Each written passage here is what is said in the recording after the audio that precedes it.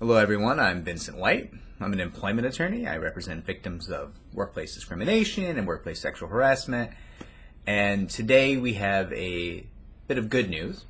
The company Riot Games, I think based out of Ohio, but certainly having locations all over the world.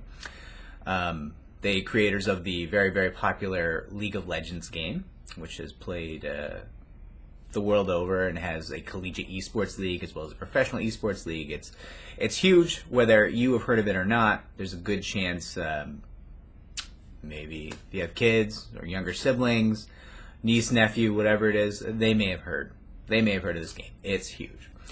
And so is the settlement they reached. With about 1,000 of their female employees, they're going to be cutting a check of $10 million split between these various female employees.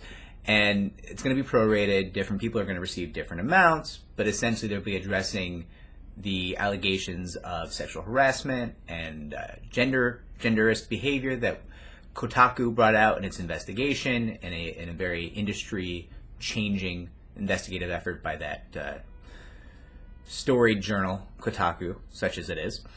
And I want to disclose, listen, I definitely have friends who work for Riot Games, some of whom are very highly placed, and that may make me impartial to an extent, and it may make me slightly less ferocious than I normally might be with the average employer, but I do view this as an employer doing the right thing, paying for the environment that arose that should never have been there, should never have been in place, and trying to make the people who suffered in that environment whole. And I think that is positive.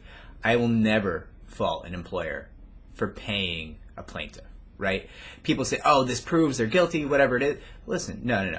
The idea here is that the employer should pay, right?